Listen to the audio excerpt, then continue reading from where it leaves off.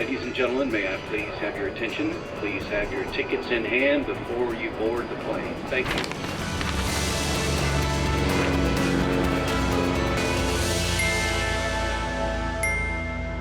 Hello and welcome. I'm Johan Castell and you're watching Wings. On the show today, we highlight this week's Ganesh Chaturthi celebrations. We also visit the Symphony Orchestra of India and experience a fall season performance. We also cover exciting and vibrant festivals across the world. Let's start. Ganesh Chaturthi, one of India's most beloved festivals, is celebrated with great enthusiasm and grandeur throughout the country. The festival marks the birth of Lord Ganesha, the remover of obstacles, god of wisdom and harbinger of new beginnings. This 10-day celebration is a blend of tradition, devotion, and spectacle.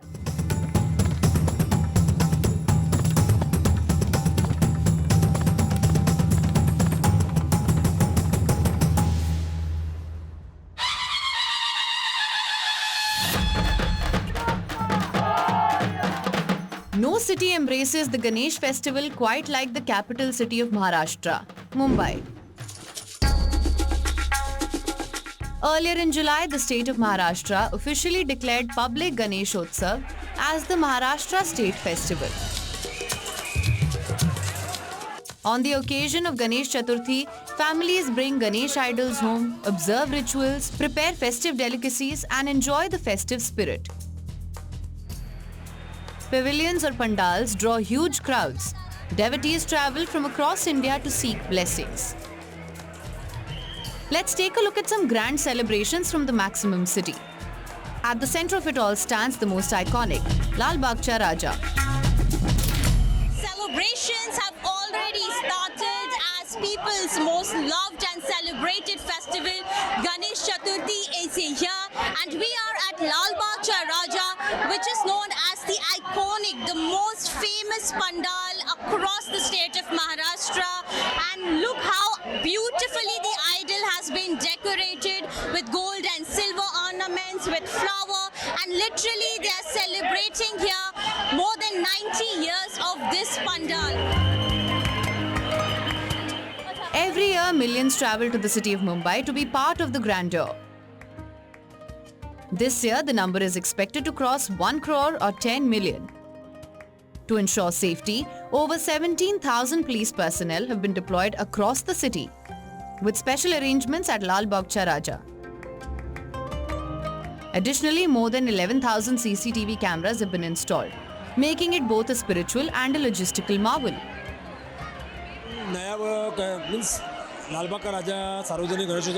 This year, we are celebrating the 92nd year of Lalbaugcha Raja.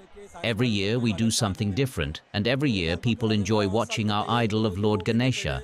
Every year we start the preparations 2-3 months early. The decoration process also started 2 months ago, and the artist did a great job. And every year our main motive is to show a distinct and unique version of Lord Ganesha. So the devotees enjoy a new experience while seeking his blessings. We are from Mumbai only, so it's great opportunity to enjoy Papa. What about you? Same. We are all family. This is the first time that we're coming over here after so many times. Oh, it's a small baby with you. You get your baby? Yeah. For how long you been waiting here? Half an hour. Great. We feel so good. We feel actually grateful to come here, the opportunity to come here. We all are friends and we are so fortunate enough to get the opportunity to come here. The idol feels special because I personally visit lots of mandals, but this idol has something special. It has a different glow, wherein when we see it, we feel the calmness. We have been waiting since 5 o'clock. It's 4 hours. We have been waiting. We got the chance to see. We are happy now. Yeah, it's an amazing experience. We are around from 5 hours. We're in line and it's great. And the craze is not just about Lalbaugcha Raja. In central Mumbai, Chinchpokli Cha Chintamani carries a legacy dating back to 1920. Known for its majestic craftsmanship, this pandal is a favorite among photographers. This year, on the 17th of August, as the idol arrived, the streets came alive with the sounds of dhol beats, colourful flags and chants of Ganpati Bappa Moria, marking the countdown to the festival. Then there is the GSB Ganesh Mandal. Located in the King's Circle area of Mumbai, GSB Ganesh Mandal is visited by commoners and celebrities both. Founded in 1951 by the Gaur Saraswat Brahmin community, it has evolved from a 14-inch idol into Mumbai's richest Ganesh idol.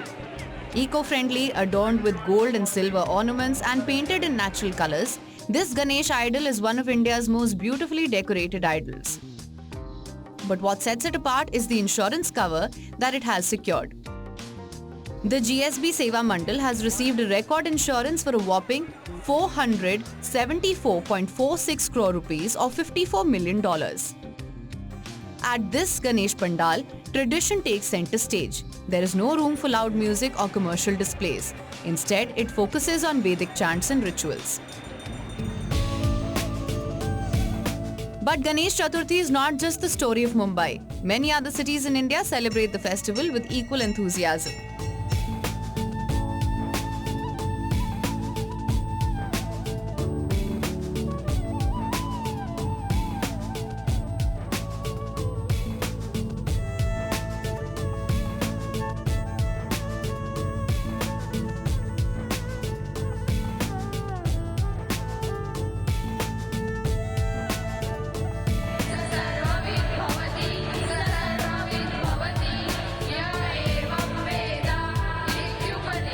Ganesh Chaturthi is a festival that transcends geography, religion and generations. From Mumbai's gilded idols to Chennai's artistry and Hyderabad's towering giants, it's a celebration of faith, unity and fervour. As chants of Ganpati Bappa Moria echo across the country, one thing is certain, that Lord Ganesh's presence continues to guide millions of his devotees with wisdom, strength and hope. In the heart of Mumbai, where monsoon rains meet city lights, the Symphony Orchestra of India takes the stage at the National Centre for the Performing Arts. Join me to experience Western classical music in a city better known for Bollywood.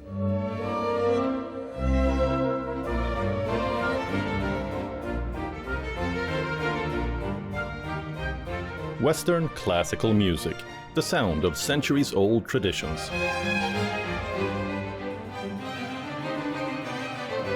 Resonating through grand concert halls from Vienna to Berlin, from London to New York, symphony orchestras across the world have carried this art form forward, shaping cultures and captivating audiences for generations.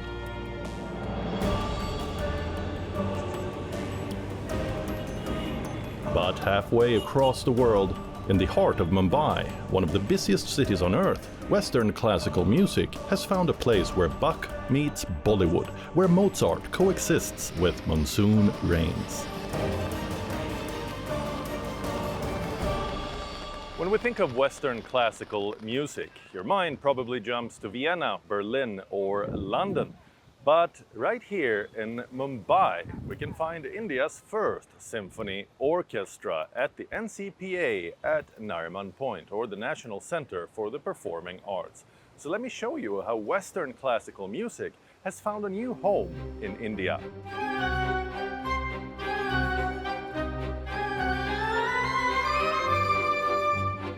The Symphony Orchestra of India, or SOI, was born out of a bold vision in 2006 to bring world-class symphonic music to Indian audiences, and almost 20 years later, it's not only survived, but flourished.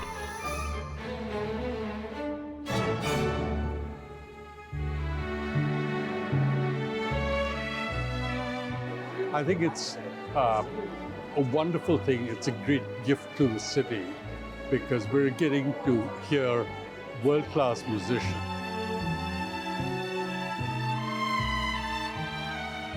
I love India. I'm coming since 10 years. Very, very fortunate that I have the possibility to perform with Symphony Orchestra of India. Behind the orchestra's rise is a driving force at the NCPA, Chairman Khushru Suntuk. His dream was to put India on the global classical music map. It's been fun. We have 5 genres, you know. We have Indian music, we have Indian dance, we have theatre tied up with the National Theatre of London. We have the direct films which come from the Metropolitan, from Bolshoi, from Paris, etc. And we have a very fantastic library of records and books. We've got teachers, we've got about, 8 or 10 teachers. Yeah. And they teach all the different instruments, violin, piano.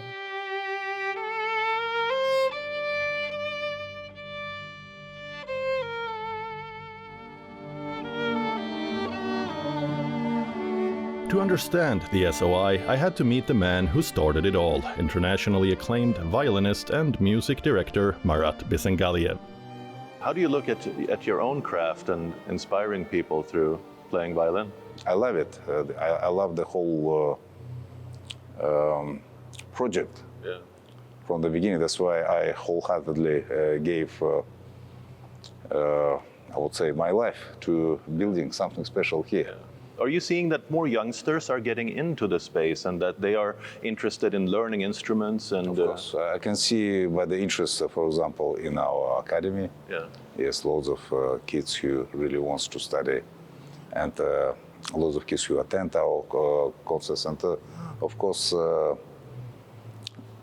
different societies, different kind of people starting coming to our concerts. Yeah. And I remember last concert, which was just a few days ago, and someone just came to me and said that was a revelation. That's my first ever concert. Yes, I really surprised. Yeah. Yes. While Marat gave the Symphony Orchestra of India its heartbeat, its future lies with a new chief conductor, Martin Brabants.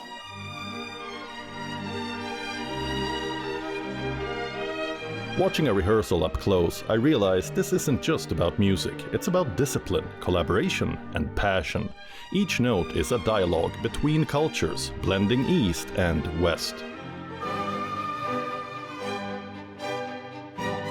Martin Brabants is conducting the SOI for this autumn season here in Mumbai and is set to perform in front of a full house tonight. What makes you the most excited to come to India and to do this job here in India? Wow. Well, the orchestra here is, it's unique in so many ways. Yeah. I mean, a Western classical symphony orchestra in India in itself is something very unusual. Yeah. And I think for me, it's remarkable what's been achieved here. Yeah. And I just want to be part of taking the music, taking the orchestra to the new public and telling everybody this is the best thing. So where are people coming from that are working here as professional musicians? Is it full of Indians, or is it a mix of people from all over the world? Like, what would you say the makeup is? It's a mix. It's a real, kasha, which in Russian is a kind of porridge mix. Yeah. We have many Indians, which is fantastic because there's an academy here which trains young musicians. It's been working here for 20 years. We have Indians, we have Russians, we have Kazakhs. Wow. The artistic director of the orchestra, Marat Bisengaliev, is from Kazakhstan. Right. So many of his colleagues come.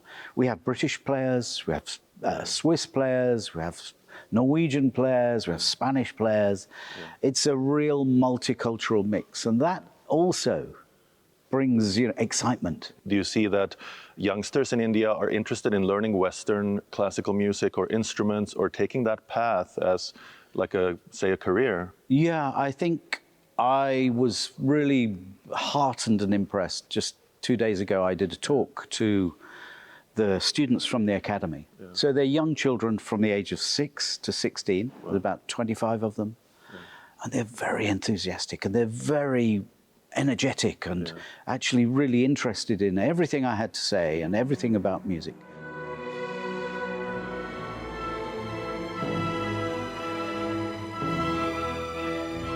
And then there's the audience, a mix of long-time connoisseurs, young Indians and curious first-timers. For them, the SOI isn't just music, it's an experience.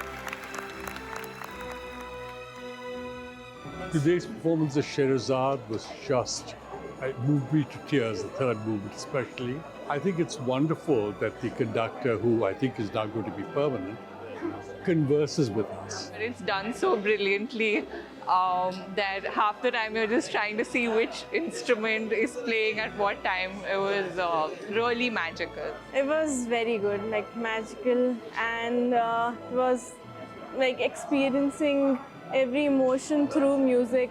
It was lovely. It was the most beautiful concert I've attended, and I'm a big fan of classical music, so it was a great pleasure and privilege to be present here.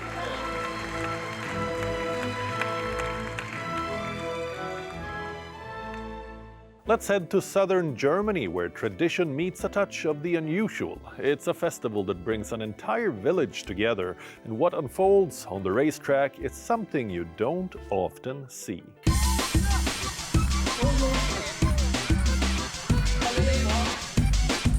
In the Bavarian town of Hounshofen, more than 11,000 spectators gather for one of the region's quirkiest traditions, ox racing.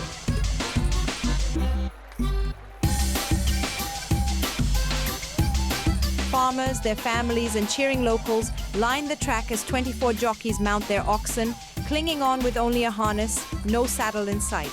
Among them is Anna Steidl, a 33-year-old Bavarian and one of just 2 women in the race.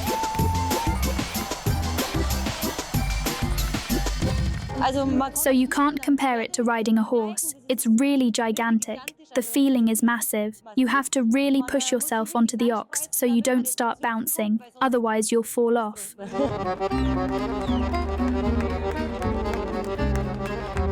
The race, first staged in 1983 as a carnival whim, has grown into a much anticipated celebration held every 4 years. Beyond the competition, the day features parades, music, and beer tents brimming with cheer, making it as much a cultural festival as a sporting event.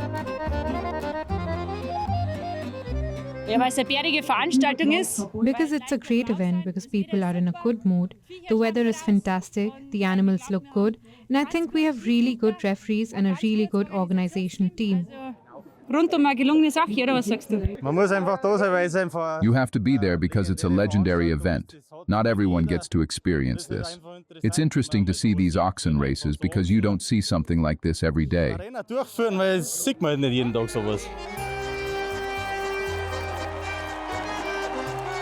Before the semi-finals and final, the contest kicks off with 5 preliminary heats.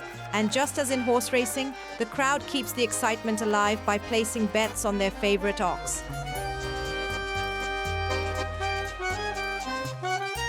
But unlike horses, oxen are farm animals, not natural racers. Convincing them to move, let alone sprint, often proves the biggest challenge. Also, to ensure animal welfare, organizers ban whips and spurs and only allow veterinary-approved animals to participate.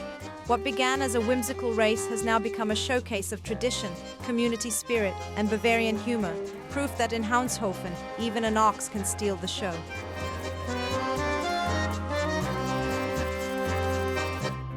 Amsterdam's waterways have come alive with sails and masts as hundreds of historic tall ships arrived for Sail 2025.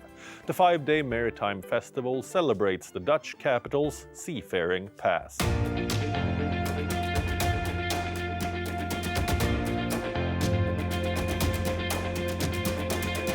Hundreds of historic ships set sail from the coastal town of IJmuiden, making their way up the North Sea Canal to Amsterdam.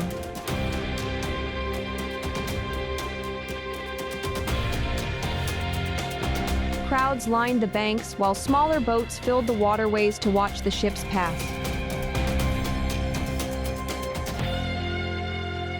We have 3 parts. We have the sail-in parade, then we have the 3 days of sail and the sail-out parade. During the sail-in parade, we allow no seagoing ships on the canal. Each ship entering the harbor was greeted with 2 cannon shots and its national anthem.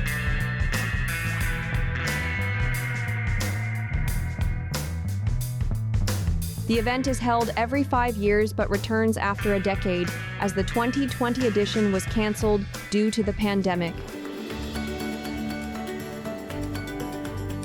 This year's edition marks Amsterdam's 750th anniversary, making the celebration even more special. Tall ships from across the world, including Peru, Uruguay, Germany, and France, are participating. I've sailed from Recife, Brazil. So you crossed the whole Atlantic, Exactly, the very same. So I've spent just over 7 weeks aboard now. Solidarity with all the people in Amsterdam and all the visitors. I like that about events. It brings people together, and that's important in the world of today.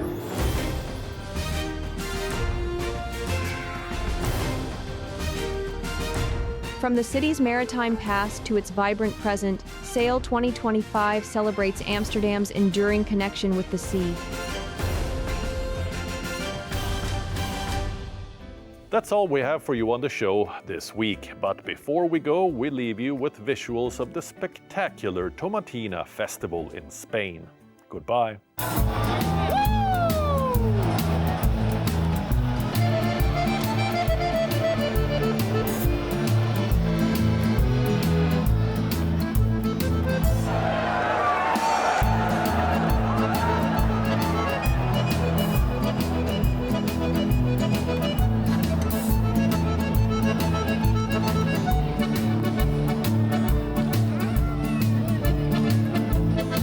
Celebrate the Tomatina festival. It's always been a dream. It's been a blast. We all loved it.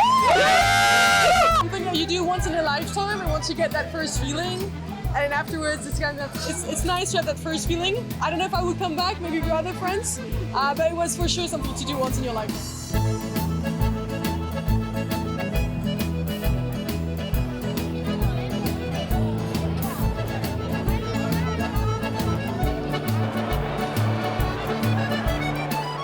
It was super amazing, as per expectations.